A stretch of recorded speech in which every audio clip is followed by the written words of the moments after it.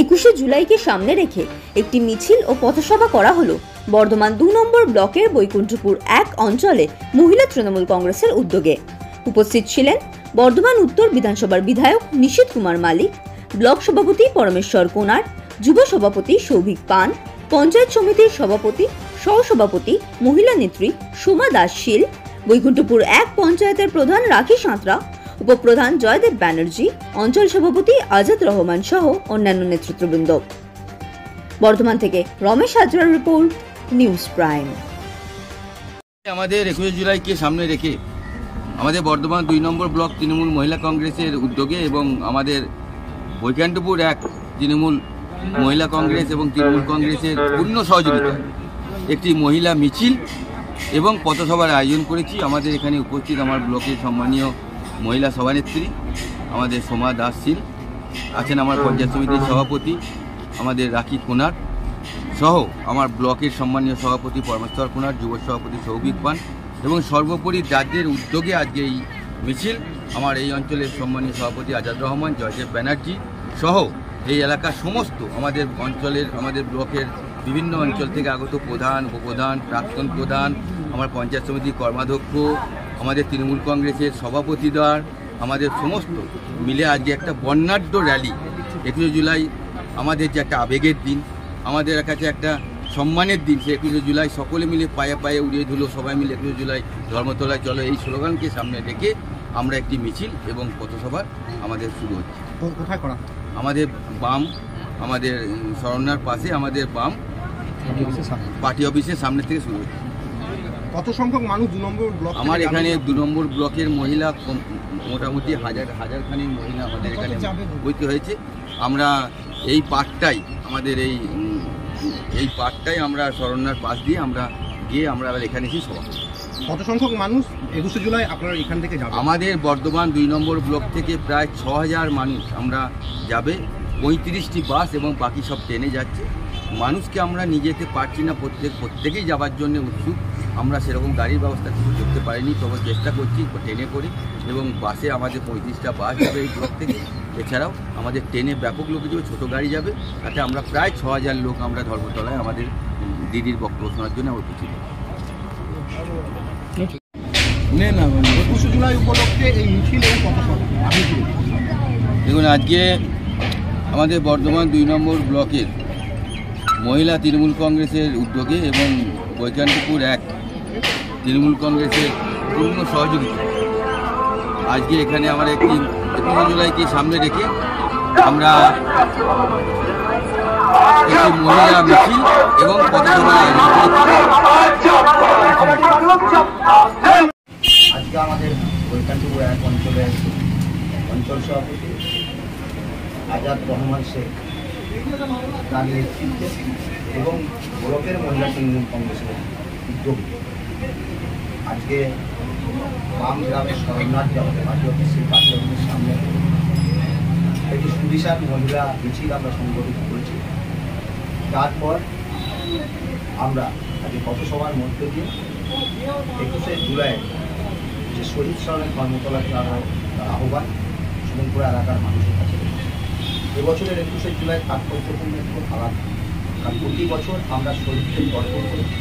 এবছরের 24 সালে লোকসভা নির্বাচন হয়েছিল, উৎসব অত্যাচার ছিল। তারপর 4টে বিধানসভার উপনির্বাচন, সেখানেও আমাদের বিরুদ্ধে উৎসব অত্যাচার ছিল। কিন্তু বাংলার মায়েরা তারা দুহাত করে বাংলার মা মমতাময়ী ব্যানার্জিকে আশীর্বাদ করেছেন। আমরা ব্যাপকভাবে জয়লাভ। এই জয়লাভের পর নেত্রীর নির্দেশে কিন্তু আমরা সেন্টারে কোথাও বড় বিজয় মিছিল সংগঠিত করি। আমাদের নেত্রীর নির্দেশ দিয়েছেন যে এবারে ধর্মতলার শহীদ তর্পণ হবে বিজয় উল্লাসের মধ্যে। বিজয়টাকে আমরা আমাদের শহীদদের পায়ে তর্পণ করি। বিজয় উল্লাস কথার অর্থ হচ্ছে আমাদের যে বিজয় উল্লাস ছিল যেটাকে আমরা ঘুমিয়ে রেখেছি, সেই দমিত বিজয়কে আমরা কলকাতার রাজপথে শহীদদের পায়ে তর্পণ করবো। কারণ আমাদের কাছে শহীদরাই সব। আপনারা জানেন যে সিপিএমের আমলে অন্তত 51,000 বীর শহীদ তাদের আত্ম বলিদান দিয়েছে। তাদেরকে আমরা তর্পণ করি ওখানে 21শে জুলাই শহীদ সভা। সেটাই আমরা বার্তা দিলাম যে এবছরের 21শে জুলাই তাৎপর্য কিন্তু আলাদা। প্রতি বছর আমরা যে পরিমাণ মানুষ ওখানে সংগঠিত করি, যেটা আমরা প্রত্যেকবার যা আশা করি প্রত্যেকবারই গিয়ে দেখি সেই রেকর্ড, প্রত্যেক বছরের রেকর্ড প্রতি বছর ছাপিয়ে যায়। এই বছর তো সেই রেকর্ড আরও ছাপাবে। কলকাতা সেদিন অবরুদ্ধ হবে, এ নিয়ে কোনো দ্বিমত নেই।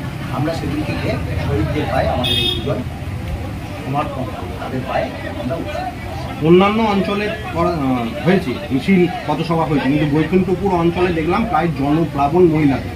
সেই জায়গা থেকে অন্যান্য অঞ্চলে যে মহিলা বা যুব বা মাদার যে সংগঠন রয়েছে, সেখানে কি আরও বেশি শক্তিশালী এই বৈকুণ্ঠপুর এক অঞ্চল?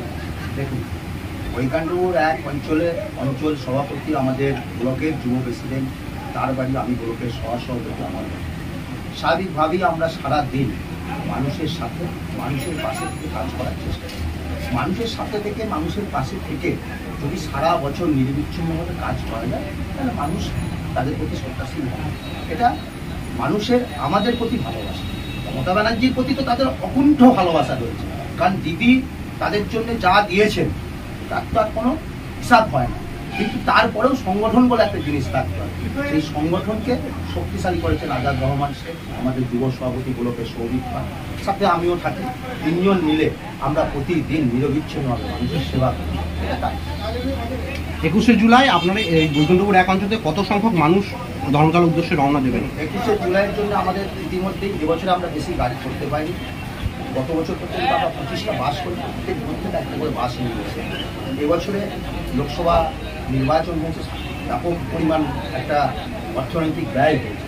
স্বাভাবিকভাবেই অতগুলো বাস আমরা জোগাড় করতে পারি। আমরা 8টা বাস করেছি, আর বাকি আমাদের যেহেতু আমাদের ট্রেন লাইন আছে, এবারে আমরা চতুর্দিকে প্রচার করে দিয়েছি যে যারা বাস করতে পারবে সেটা তো অতীব উত্তম, যদি না পারে তাহলে তারা কিন্তু আমাদের যে গাংপুর স্টেশন আছে সেই গাংপুর স্টেশন থেকে আমরা যাব। আমরা তার জন্য গাংপুর স্টেশনের দুপারে দুটো হেল্প ডেস্ক তৈরি করছি, যেখানে আমরা সহায়তা কেন্দ্র করব। সেখানে আমাদের যারা নেতৃত্ব সকাল থেকে গিয়ে বসে থাকবে, যারা ধর্মতলার উদ্দেশ্যে রওনা দেবে তাদেরকে ট্রেনে চাপিয়ে আমরা ট্রেনে করে সেখানে রওনা দেবো। এবং আসার সময় যতক্ষণ না তারা ফিরবে, আমরা দরকার হলে হাওড়া স্টেশনের সামনে দাঁড়িয়ে থেকে তাদের সকলকে বাড়ি পাঠিয়ে আমরা। সেটা কত সংখ্যক মানুষ আপনি মনে করছেন? দেখুন, বৈকুণ্ঠপুর এক অঞ্চল থেকে 3000-এর ওপর মানুষ শহীদদের তর্পণ করতে হবে, এ নিয়ে আমরা নিশ্চিত।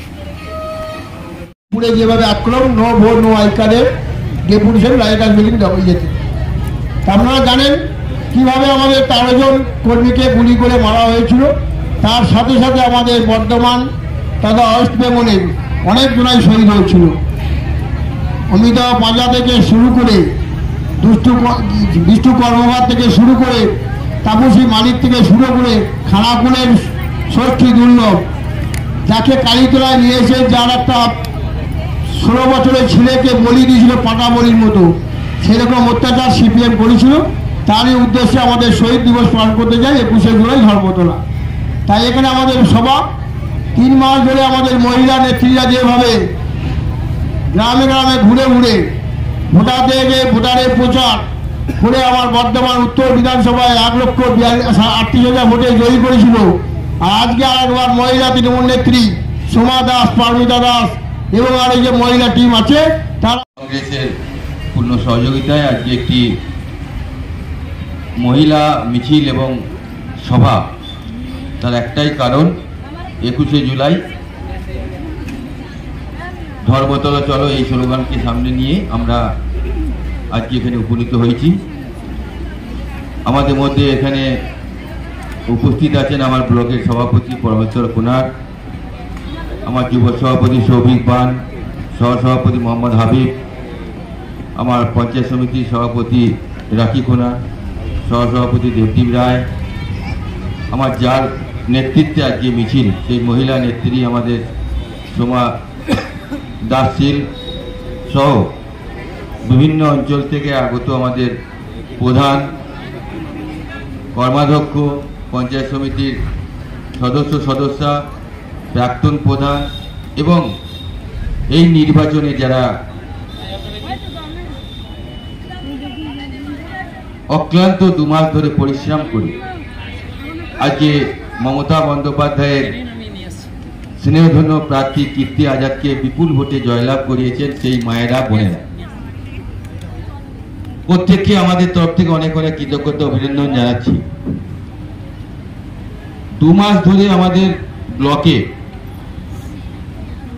আমাদের সাথে থেকে আমাদের এই মহিলা ব্রিগেড, মহিলা টিম যেভাবে পরিশ্রম করেছে অত্যন্ত দাবদাহের মধ্যে, রোদ গরমে, তারা কিন্তু একদিনও বাড়িতে বসেছিল না।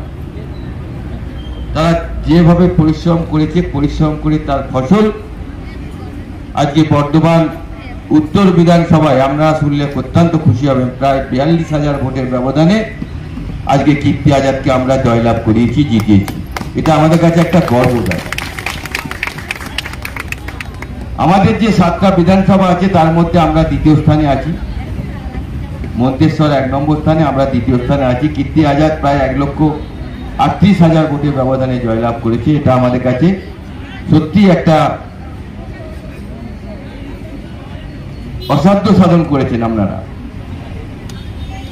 তো আমরা এত পরিশ্রমের পর মমতা বন্দ্যোপাধ্যায়, আপনারা জানেন যে কলকাতার মেয়র রোডে একটি আন্দোলনের ডাক দিয়েছেন। সালটা ছিল 1993 সাল। সেই আন্দোলনটা কি ছিল? তৎকালীন সিপিএম সরকার বাংলার মানুষকে তার গণতান্ত্রিক অধিকার প্রয়োগ করতে দিত না। বাংলার মানুষের গণতন্ত্রের অধিকার ছিল না, তার গণতন্ত্র কণ্ঠটা চেপে ধরার ব্যবস্থা করেছিল। তাই মমতা বন্দ্যোপাধ্যায় তৎকালীন কংগ্রেসের সভানেত্রী থাকার সময় তিনি উপলব্ধি করেছিলেন যে বাংলার মানুষ যদি তার গণতান্ত্রিক অধিকার প্রয়োগ করতে পারে তাহলে জগদ্দল পাথর সিপিএম নামক দলটাকে পশ্চিম বাংলা থেকে মুছে দেওয়া যাবে। সেদিন প্রচার, লড়াই, সংগ্রাম এই ব্লকের মাটিতে করেছে। ওদের সবাইকে আমার, যারা বড় পদিকে প্রণাম, ছোটদেরকে আমার ভালোবাসা, স্নেহ, সবাইকে আমার, ওদের প্রতি আমার আন্তরিক শুভেচ্ছা রইল। সত্যি করে সবাইকে স্যালুট জানাই। আমি যে টিম দেখেছি সেই সময় সবাই বসে রয়েছেন। আমাদের বিধায়ক সাহেব, বর্ধমান উত্তরের মাননীয় নিশীথ কুমার মালিক মহাশয়, উনি তো শুধু এমএলএ নন আমাদের, উনি আমাদের দাদার মতন, আমাদের অভিভাবক সম। গোটা ব্লকের এই যে সমস্ত গোটা কোর আমাদের গ্রুপ, এই গোটা গ্রুপটাকে তিনি বেঁধে রেখে দিয়েছেন। মাদার, যুব, মহিলা, এনটিটিসি, সংখ্যালঘু, ছাত্র সব একটা জায়গায় তিনি ধরে রেখেছেন। তার নেতৃত্বে আমাদের গোটা ব্লকের সংগ্রাম পরিচালিত হয়, তৃণমূল কংগ্রেসের কার্যক্রম। তিনি নিশীথ কুমার মালিক মহাশয় রয়েছেন। ব্লকের সভাপতি সদ্য পরমেশ্বর কোনার মহাশয়, তিনি রয়েছেন। পঞ্চায়েত সমিতির সভাপতি আমাদের বোন রাখি রয়েছে। তিনি সবসময় অন্যায়ের বিরুদ্ধে প্রতিবাদ, মানুষের গণতন্ত্র প্রতিষ্ঠার জন্য লড়াই তার রক্তে ছিল। একটা সামান্য কাগজ বিক্রি করে, একটা দুধ বিক্রি করে তিনি তার মা বাবার আদর্শে অনুপ্রাণিত হয়ে, গণতন্ত্রের আদর্শে অনুপ্রাণিত হয়ে লড়াই করেছেন। মমতা বন্দ্যোপাধ্যায় সেই মমতা বন্দ্যোপাধ্যায় যিনি যাদবপুর লোকসভা কেন্দ্রের সেই সময়কার তৎকালীন দাপুটে নেতা সোমনাথ চট্টোপাধ্যায়কে হারিয়ে সেখান থেকে জয়লাভ করে কেন্দ্রের গিয়ে যুব কল্যাণ দপ্তরের প্রতিমন্ত্রী হন। তাকে জায়েন্ট কিলার বলা হয়েছিল সেই মমতা বন্দ্যোপাধ্যায়। যেখানে যেখানে মানুষের গণতন্ত্র বিপন্ন হয়েছে, মরিচঝাপির উদ্বাস্তুদের গণহত্যা যখন হয়েছে, সেটা নন্দীগ্রাম যখন হয়েছে, নেতাই যখন হয়েছে, সিঙ্গুর যখন হয়েছে, নানুর যখন হয়েছে, পানতলা যখন হয়েছে, ধানতলা যখন হয়েছে, করন্দা যখন হয়েছে, সাঁইপাড়ি যখন হয়েছে, যখন যখন পশ্চিমবঙ্গে, সেটা একদম আপনি খাদ্য আন্দোলন থেকে মনে করুন নুরুলের শুরু করে, নুরুল ইসলামের, যখন যখন মানুষের গণতন্ত্র বিপন্ন, তখন তখন মমতা বন্দ্যোপাধ্যায় সেখানে গেছেন মানুষের গণতন্ত্রকে সুপ্রতিষ্ঠিত করতে, লড়াই দিতে। তিনি তখন মন্ত্রী ছিলেন না, তিনি তো তখন রাজ্যের ক্ষমতায় ছিলেন না, কিন্তু আপনাদের মানুষের গণতান্ত্রিক অধিকার রক্ষা করার জন্য তার লড়াই। মমতা বন্দ্যোপাধ্যায় তখন যুব কংগ্রেসের সভানেত্রী, তিনি একটা ডাক দিয়েছিলেন, no identity, no vote, no voter card, no vote. আজকে আপনারা যে সচিত্র পরিচয়পত্র নিয়ে ভোট দিতে যান, সেটা মমতা বন্দ্যোপাধ্যায়ের সেদিনের আন্দোলনের করে দেওয়া পাওনা। অনেক জায়গায় ইতিহাস বিকৃত করা হয়েছে। সিপিএম বলেন সেদিন নাকি মমতা বন্দ্যোপাধ্যায় মহাকরণ দখল করতে গিয়েছিলেন, কিন্তু সেদিন মমতা বন্দ্যোপাধ্যায় মহাকরণ দখল করতে চাননি। ওই মহাকরণের নিচে ছিল তৎকালীন নির্বাচন কমিশনের রাজ্যের মুখ্য কার্যালয়, টিএম সেশন ছিলেন সেখানকার নির্বাচনী আধিকারিক মুখ্য। সেই টিএম সেশনের দপ্তরে তিনি যাচ্ছিলেন একটা আন্দোলন করতে, নিরস্ত্র ছিল সেই আন্দোলন। কি ছিল সেই আন্দোলন? না, নো আইডেন্টিটি, নো ভোট। যাদের ভোটার কার্ড থাকবে না তারা ভোট দিতে পারবে না, ভোটার কার্ডের ব্যবস্থা করতে হবে মানুষের জন্য সচিত্র পরিচয়পত্র নির্বাচক মন্ডলীর ক্ষেত্রে। সেই আন্দোলন সেখানে করতে যাওয়া হচ্ছিল, নিরস্ত্র ছিল সেই আন্দোলন। লাখো লাখো কাতারে কাতারে মানুষ সেদিন ধর্মতলা কেন্দ্রিক হয়ে ওই সবাই মিলে এসেছিলেন। মেয়র রোড থেকে মিছিল আসছিল, গোপন রোড থেকে মিছিল আসছিল, ওয়ার্ড স্ট্রিট থেকে মিছিল আসছিল, পার্ক সার্কাস থেকে মিছিল